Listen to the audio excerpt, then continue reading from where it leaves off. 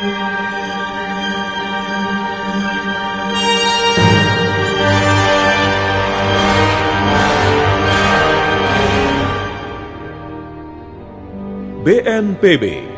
Badan Nasional Penanggulangan Bencana, mempersembahkan Asmara di Tengah Bencana.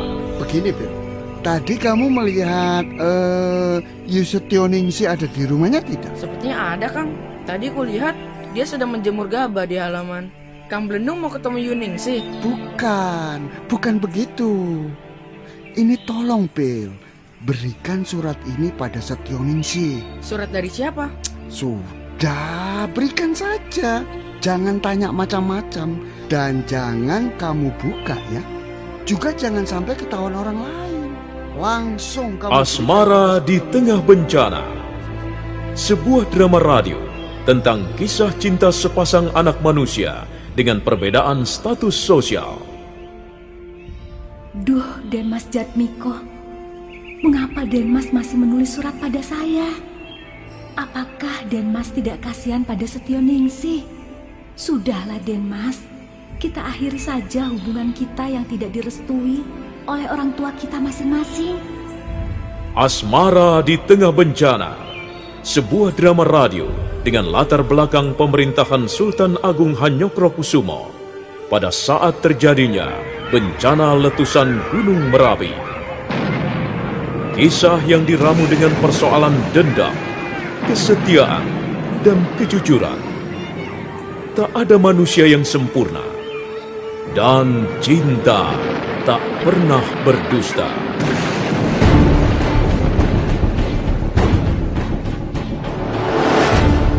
Naskah karya S. Tijab, penata suara Indra Mahendra, sutradara Haryoko.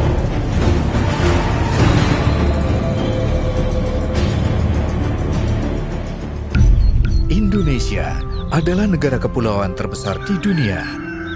Terletak di antara dua benua Asia dan Australia, juga di antara dua samudra, Samudra Hindia dan Samudra Pasifik. Negara khatulistiwa dengan potensi ribuan kekayaan sumber daya alam yang meliputi bahan tambang, hutan, laut, dan sebagainya. Namun selain itu, Indonesia juga mempunyai potensi bencana alam yang harus diwaspadai, seperti gempa bumi, tsunami, angin topan, banjir, tanah longsor, kebakaran hutan, erupsi gunung berapi, dan lainnya. Bencana tersebut bisa terjadi kapan saja tanpa memberitahukan pada kita sebelumnya. Saatnya kita mengenal lebih dalam dengan karakter alam di sekitar kita dan kenali tanda-tanda bencana lebih dini. Ayo jadikan alam sekitar sebagai sahabat kita. Iklan layanan masyarakat ini dipersembahkan oleh BNPB, Badan Nasional Penanggulangan Bencana. Jatmiko duduk terguncang-guncang di atas punggung kudanya. Blendung mengiring di belakang. Setelah melewati 2 kelokan dan sebuah tanjakan yang tinggi, Jatmiko mengarahkan kudanya ke pinggir. Dan mereka berdua istirahat di atas lembah yang subur serta indah pemandangannya. Wah, jadi repot sekarang ya Denmas. Jadi susah. Mau ketemu saja susah. Saya juga heran loh. Ki Lurah kok bodoh sekali. Anaknya disenangi seorang pria agung kok tidak boleh. Terus mau dicarikan jodoh yang seperti apa? Kalau saya punya anak perawan disenangi seorang priayi seperti Denmas Jatmiko, wah, cul, langsung tak lepas no. Langsung tak berikan saja. Tak usah dipikir-pikir lagi, ditimbang-timbang lagi. Tapi ya, begitulah Denmas. Lain ladang, lain ilalang. Rambut sama hitamnya, tapi isi kepala berbeda-beda. Blendung tidak bisa disamakan dengan Ki Lurah Jatisari. Tapi jangan khawatir Denmas. Kita masih bisa kok mencari cara bagaimana hubungan Denmas Jatmiko dengan Setioningsi tidak akan terputus di tengah jalan. Cara yang bagaimana lagi? Sekarang malah Kanjeng Ibu sudah tahu. Loh, apa Denmas Jatmiko mau mundur? Mau sampai di sini saja? Bukan begitu maksudku. Maksudku, apa yang sekarang ini aku hadapi bukanlah persoalan sepele. Kecuali Ki Lurah dan Nyi Lurah mendukung. Soal Kanjeng Ibu dan Ayahanda Temenggung, soal keluargaku sendiri, aku masih bisa mengatasinya.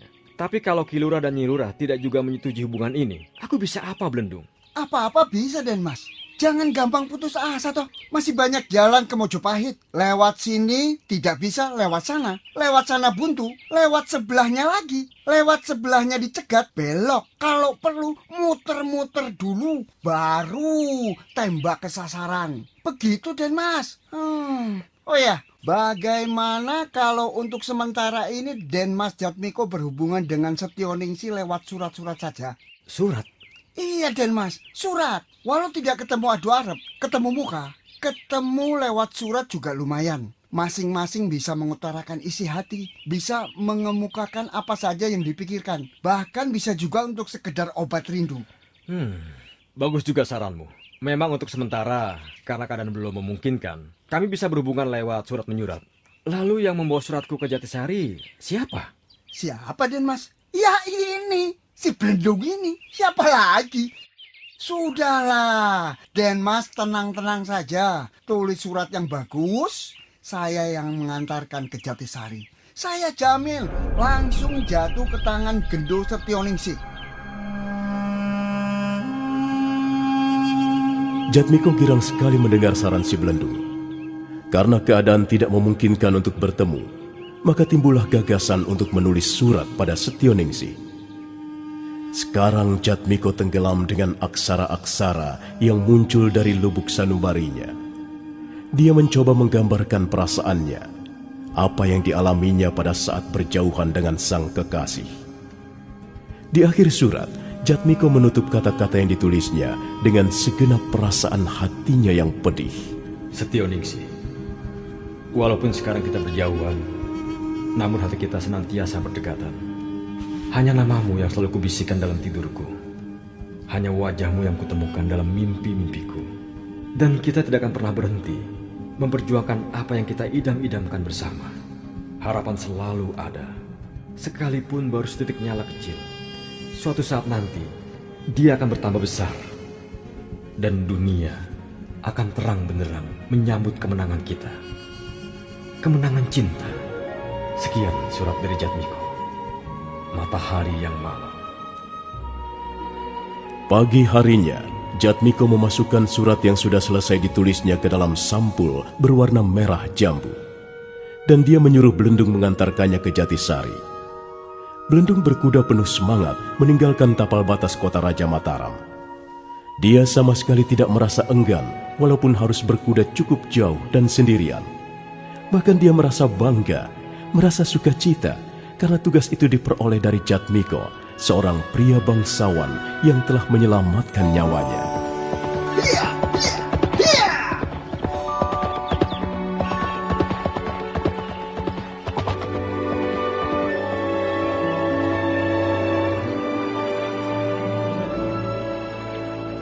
Lepas tengah hari, Belendung tiba di desa Jatisari.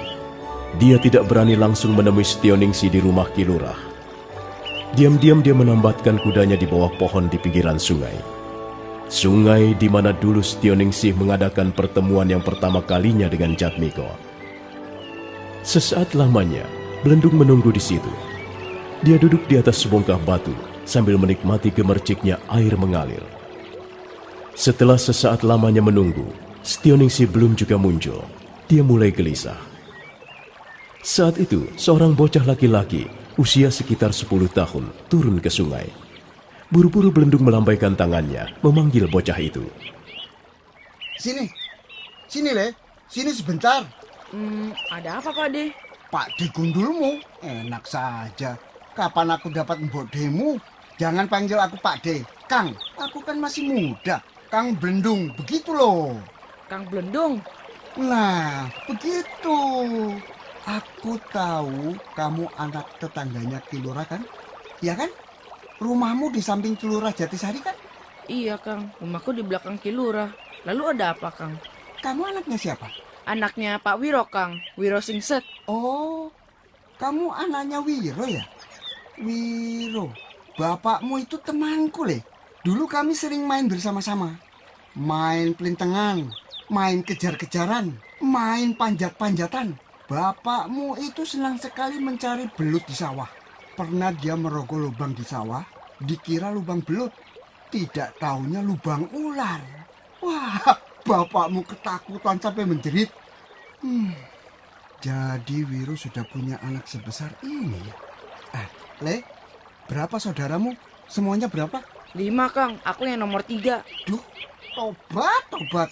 Wiro anaknya sudah 5. Lah aku kok belum punya anak satu biji pun. Namamu siapa, Le? Sompil, Kang. Siapa? Sompil. Jabang bayi. Wiro itu bagaimana ya? Punya anak kok dinamakan Sompil. Lah nanti saudara-saudaranya namanya Yuyu, Siput, Kepiting. Ada perlu apa toh? Aku mau pergi. Aku disuruh bapak mengantar ini, makanan. Begini, Pil. Tadi kamu melihat Yusetioningsi ada di rumahnya tidak? Sepertinya ada, Kang. Tadi kulihat dia sedang menjemur gabah di halaman. Kang Blendung mau ketemu Yuningsih. Bukan begitu. Ini tolong, Pil. Berikan surat ini pada Setioningsi. Surat dari siapa? Sudah, berikan saja. Jangan tanya macam-macam. Dan jangan kamu buka ya. Juga jangan sampai ketahuan orang lain. Langsung kamu berikan pada Setioningsi. Kalau nanti Yuningsih sedang ngobrol sama Kilurah, bagaimana? Ya jangan diberikan dulu. Tahan dulu. Biar Setioningsi sendirian. Lalu diam-diam kamu berikan surat itu. Dan kamu juga jangan cerita sama siapa-siapa. Ini rahasia, Pil. Tapi kalau nanti Kilurah tahu, bagaimana, Kang? Aku takut. Soalnya pakai rahasia-rahasiaan segala. Jangan takut.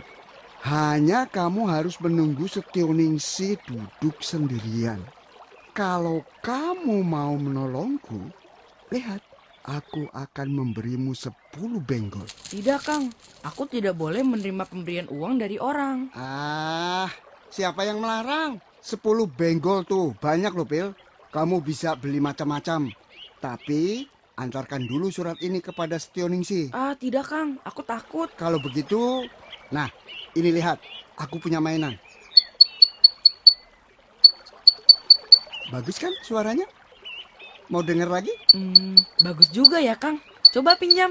Aku bisa tidak membunyikannya. Tidak usah pinjam, Pil. Mainan ini aku berikan padamu. Tapi ya itu tadi, antarkan dulu surat ini kepada Setioningsi. Bagaimana? Mau tidak punya mainan seperti ini?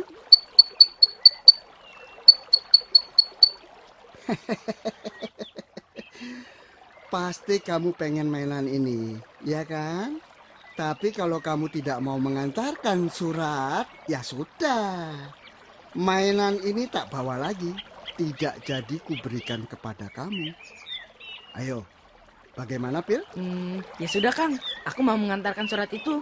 Tapi benar ya, mainan itu nanti untukku. Jelas, Pil. Itu janjiku. Dan Blendung tidak akan pernah mengingkari janjinya.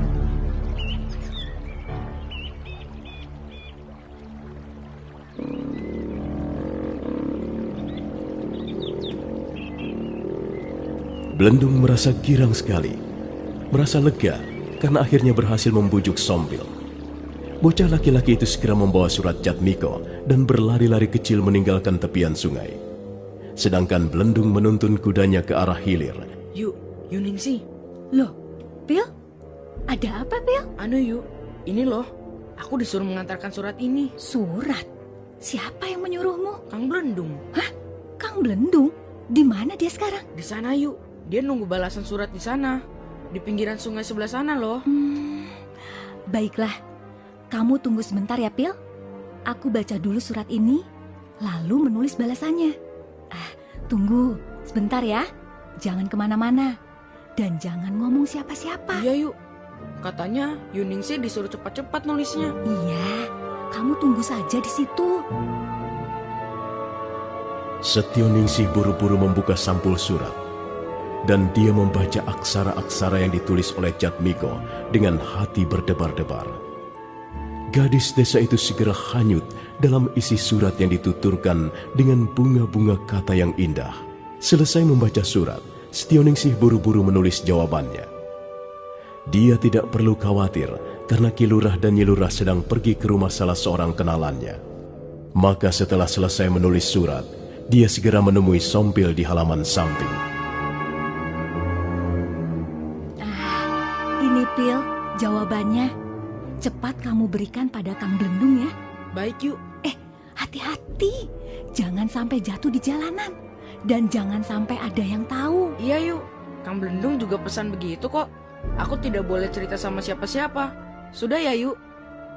Setioningsi hanya mengangguk sambil tersenyum. Sompil berlari-lari kecil, menerabas halaman samping dan lenyap di balik pintu pagar. Setelah memperoleh surat yang dibawakan Sompil, dengan perasaan lega, Blendung memacu kudanya meninggalkan desa Jatisari. Dia terus berkuda ke arah utara, menyusuri kaki pegunungan yang berbukit-bukit. Surat jawaban Setioningsi diselipkan di atas ikat kepalanya.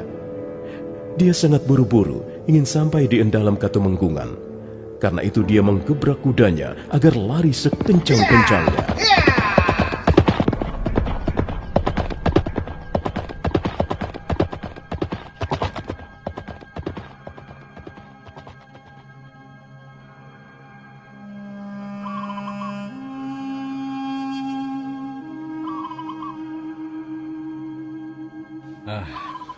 Bagaimana? Sudah kamu antarkan surat itu?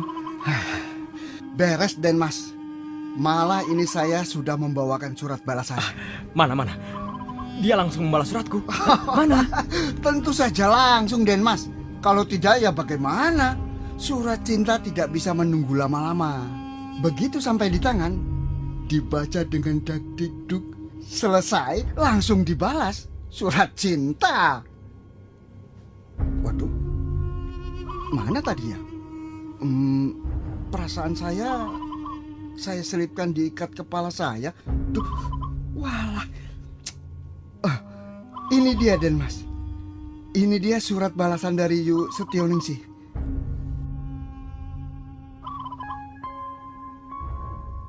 Duh, Den Mas Jatmiko.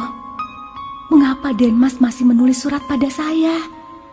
Apakah Den Mas tidak kasihan pada Setioningsi? Sudahlah Den Mas, kita akhiri saja hubungan kita yang tidak direstui oleh orang tua kita masing-masing. Saya memang merasa tidak sepadan dengan Den Mas Jatmiko. Saya hanyalah gadis desa. Kalau Den Mas Jatmiko nekat, tidak paham persoalan ini, percayalah, suatu saat nanti kita akan memetik buahnya. Dan buah itu pasti akan pahit rasanya. Gemetar tangan Jatmiko membaca balasan dari kekasihnya. Setelah hampir seharian menunggu, akhirnya dia terhempas ke lembah kekecewaan yang sangat dalam. Dia sama sekali tidak mengira Setioningsi akan menulis surat jawaban seperti itu. Kata demi kata meluncur lewat kedua belah matanya dan meresap dalam hatinya. Sama halnya seperti surat yang ditulisnya, Setioningsi juga menggoreskan bunga-bunga kata nan indah.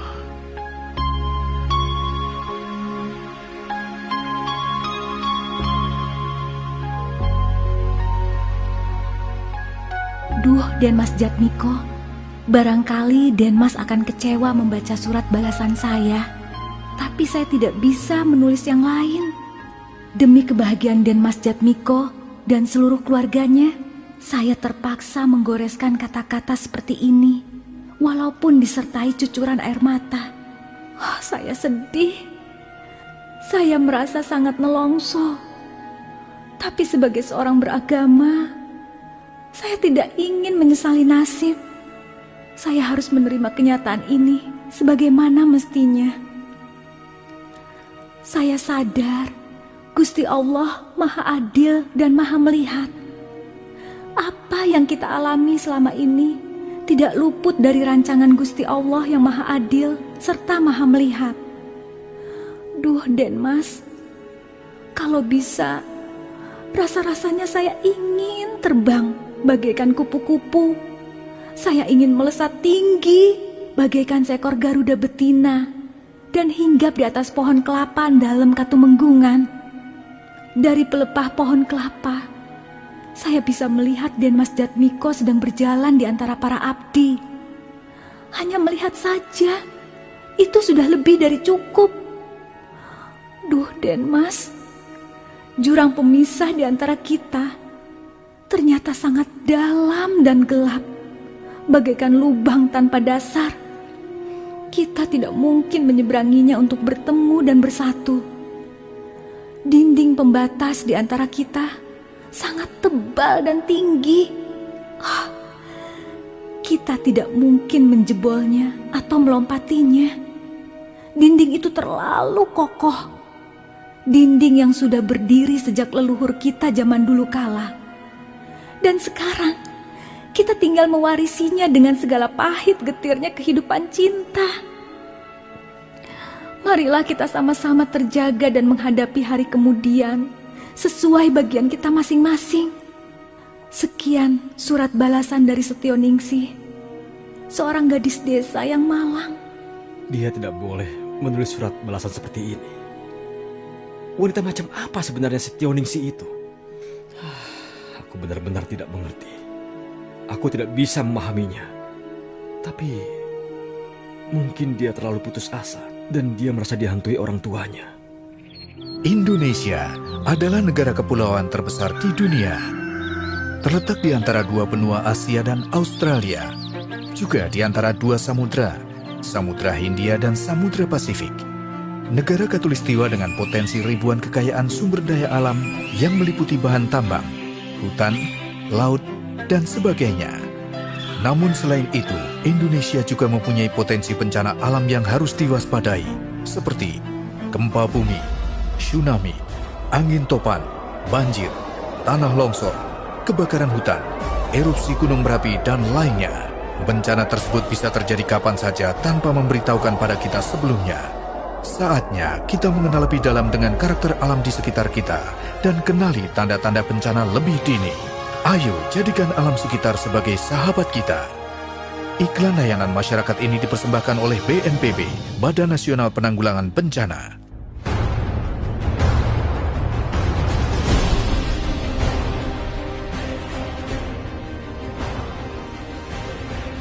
Nah, para pendengar sekalian, demikianlah seri ke-16 Sandiwara Radio, Asmara di Tengah Bencana, yang didukung oleh para pemain, Rifki sebagai Belendung, Nanang sebagai Denmas Jatmiko, Reva sebagai Sumpil, Ajeng sebagai Setioningsi, dan Asli Suhastra, pembawa cerita. Bagaimana kisah selanjutnya? Apa yang akan dilakukan Jatmiko setelah menerima surat dari kekasihnya yang sangat menyayat dan mengharu biru perasaannya? Bagaimana hubungan mereka selanjutnya? Apakah akan lancar ataukah ada hambatan yang berat? Silahkan mengikuti seri-seri berikutnya. Sampai jumpa. Di alam semesta,